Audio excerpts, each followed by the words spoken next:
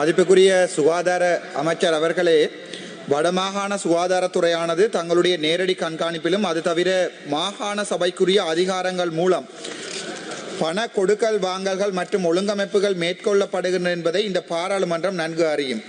இதன் அடிப்படையில் வடக்கு மாகாணத்தில் வைத்தியசாலையில் நடக்கின்ற பண மோசடி ஊழல்கள் தொடர்பாக மிகப்பெரிய விமர்சனங்கள் கடந்த காலங்களில் எழுப்பப்பட்ட போதிலும் அது தொடர்பாக எந்த ஒரு கணக்காய்வுகளும் சுகாதார அமைச்சினால் மேற்கொள்ளப்படவில்லை.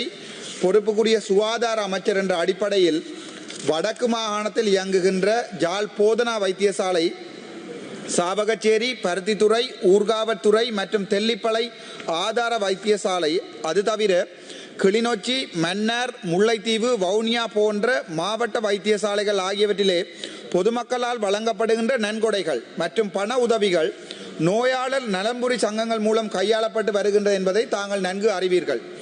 இங்கே கடந்த 15 வருடங்களுக்கு மேற்பட்ட காலமாக இந்த நலன்புரி சங்கங்கள் எந்த ஒரு கணக்கு ஆய்வுகளும் இல்லாமல், முக்கியமாக வருடாந்த வரவு செலவு ஒடிட் அறிக்கைகளை சுகாதார அமைச்சுக்கும் கணக்காளர் நாயகத்துக்கும் சமர்ப்பிக்கப்படாமல் நடத்தப்பட்டு வருகின்றது. தங்களால் முதலாவது கேள்வி, மேற்படி நிறுவனங்களுக்கான கடந்த 15 வருடங்களுக்கான கணக்காய்வு அறிக்கையை, அதாவது வெல்ஃபேர் சொசைட்டியினுடைய கணக்காய்வு அறிக்கையை இந்த பாராளுமன்றத்திலே சமர்ப்பிக்க முடியுமா? முதலாவது கேள்வி. இரண்டாவது கேள்வி, அவ்வாறு கணக்காய்வுகள் செய்யப்படாத சந்தர்ப்பத்தில் மேற்படி வைத்தியசாலை நிர்வாகிகளுக்கு எதிராக பொதுமக்களின் பணத்தை முறையற்ற விதத்தில் கையாண்டமைக்காக சுகாதார அமைச்சின் அரசாங்க பொருளாதார கோட்பாடுகளுக்கு அமைய ஊழல் தொடர்பான விசாரணைகளை ஆரம்பிக்க முடியுமா? மூன்றாவது கேள்வி, இவ்வாறான அறிக்கைகளை தயாரிக்காத ஊழல் செய்த மருத்துவ நிர்வாகிகளை ஊழல் லஞ்ச ஆணைக்குழு ஊடாக கேள்விக்குட்படுத்தப்படும் வழக்குகளை தொடர முடியுமா? இவ்வாறான கேள்விகளுடன் லஞ்ச ஊழல் ஆணைக்குழுவில் ஒரு மக்களின் பிரதிநிதியாக என்னால் முறைப்பாடு செய்யப்பட்டிருக்கும் முறைப்பாடுகளுக்கு பாரபட்சமின்றி ஒத்துழைப்பு வழங்க வேண்டும் என கேட்டுக்கொள்கிறேன்.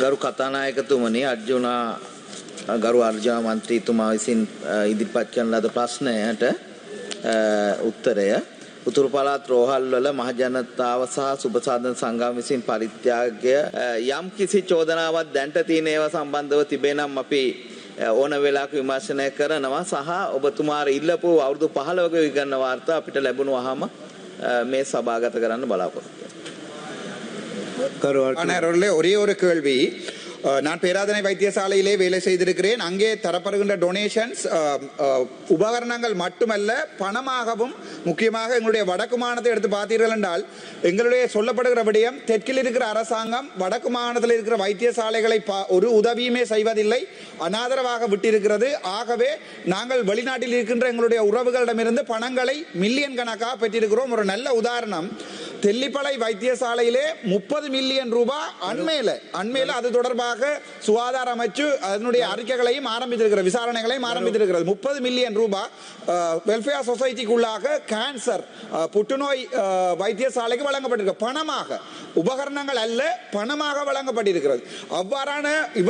அவ்வாறான நன்கொடைகளை எனக்கு தெரிந்த வகையிலே அரசாங்கத்துக்கு அனுப்பி அரசாங்க திரைசேரியின் மூலமாகத்தான் பெற்றுக்கொள்ள முடியும். நேரடியாக யாருமே பணத்தை பாவிக்க முடியாது. அந்த 30 லட்சம் ரூபாய் வழங்கப்பட்ட 30 மில்லியன் வழங்கப்பட்ட அந்த புத்தகம் இப்போது அங்கே இருக்கிற டிரெக்டருடைய கைக்கு எடுக்கப்பட்டிருக்கிற ஒரு தனி வங்கி கணக்கு ஒன்றை ஆரம்பித்து வெளிநாட்டில் இருந்து பணத்தை எடுத்து ஒரு வைத்தியர், கிருசாந்தி என சொல்லப்படுகின்ற வைத்தியர் தானே அந்த வைத்தியசாலையிலே எல்லாத்தையும் செய்கிறார். வைத்திய அதிகாரி இருக்கத்தக்கனையாக அதை சுகாதார அமைச்சு இப்போது அதனுடைய விசாரணைகளை ஆரம்பித்திருக்கிறது. அதே நேரம் அந்த பண மோசடி தொடர்பாக லஞ்ச ஊழல் ஆணைக்குழுவிடம் நான் அதனுடைய முறைப்பாட்டை செய்திருக்கிறேன். அது தொடர்பாக தாங்கள் ஏதாவது 1-2 வசனங்களை சொல்ல முடியுமா? ඒ වගේ මුදලක් ලැබෙනවා නම් අනිවාර්යයෙන්ම මොන මුදලක් ලැබුණත් ඒක ඒ අදාළ අපි රෝහල් කමිටු තියෙනවා. රෝහල් කමිටු වල නිල ගිණුම් වල තැන්පත් යුතුයි සහ ඒක අපිට දැනුම් දිය යුතුයි. විශේෂයෙන්ම ওই වගේ විශාල මුදලක් වෙනවා නම් ඒක බාර ගන්න ප්‍රථම දැනුම් දිය යුතුව තිබෙනවා. ඒ ගොඩාක් ලොකු මුදලක් අනිවාර්යයෙන්ම දැනුම් දිය යුතුව තිබෙනවා. ඔබ කියපු විදිහට ඒ පරීක්ෂණ කටයුතු වෙනවා නම් අපි රාජ්‍යයක් විදිහට අපි ඒ වගේ දේවල් වලට සම්පූර්ණ සහයෝගය දෙනවා. මොකද්ද මේක ඇත්ත නැත්ත කියලා බලා ගන්න. බොහොම ස්තුතියි ප්‍රශ්නේ.